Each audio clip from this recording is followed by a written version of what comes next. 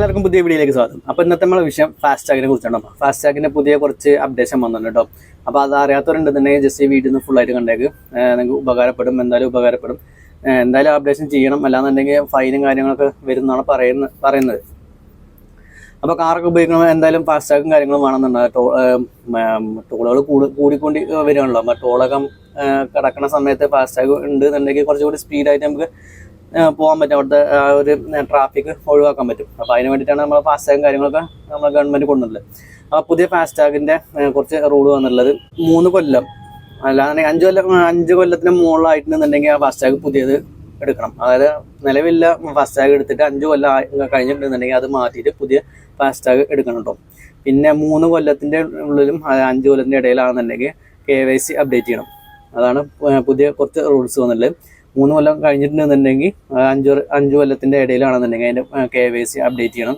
പിന്നെ ഫാസ്ടാഗ് എടുക്കുന്ന സമയത്ത് പുതിയ വണ്ടി എടുക്കുമ്പോൾ രജിസ്ട്രേഷൻ ചെയ്തിട്ടുണ്ടാവില്ല. പുതിയ വണ്ടി എടുക്കുന്ന സമയത്ത് അത് 90 ദിവസത്തിനുള്ളിൽ അതിൻ്റെ KYC ഓൾറെഡി ഉണ്ടാവും. പിന്നെ അതിൻ്റെ രജിസ്ട്രേഷൻ നമ്പർ, ചേസ് നമ്പർ അതിൽ അപ്ഡേറ്റ് ചെയ്യണം.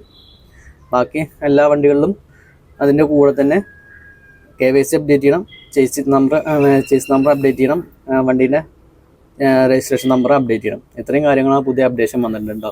അപ്പോൾ ഇത് കാര്യങ്ങൾ ഓഗസ്റ്റ് 1 മുതൽ ഈ ഒരു റൂള് നിലവിൽ വന്നിട്ടുള്ളത്. KYC അപ്ഡേറ്റ് ചെയ്യണം, രജിസ്ട്രേഷൻ നമ്പർ അപ്ഡേറ്റ് ചെയ്യണം, ചേസ് നമ്പർ അപ്ഡേറ്റ് ചെയ്യണം.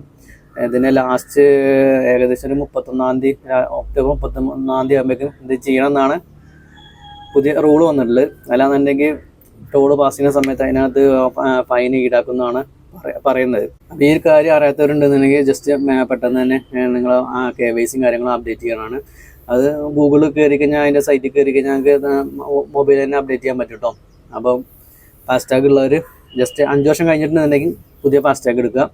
അല്ലാന്നുണ്ടെങ്കിൽ 5 വർഷത്തിൻ്റെ അതായത് 3 വർഷത്തിൻ്റെ 5 വർഷത്തിൻ്റെ ഇടയിലാണെന്നുണ്ടെങ്കിൽ KYC അപ്ഡേറ്റ് ചെയ്യണം. അതിൻ്റെ കൂടെ തന്നെ രജിസ്ട്രേഷൻ നമ്പർ, ചേസ് നമ്പർ കൂടി അപ്ഡേറ്റ് ചെയ്യണം. വീഡിയോ ഇഷ്ടപ്പെട്ടാൽ ലൈക്ക് ചെയ്യാൻ മറക്കരുത്, ഒപ്പം സബ്സ്ക്രൈബ് ചെയ്യാൻ മറക്കരുത്. മറ്റൊരു വീഡിയോ വീണ്ടും കാണാം.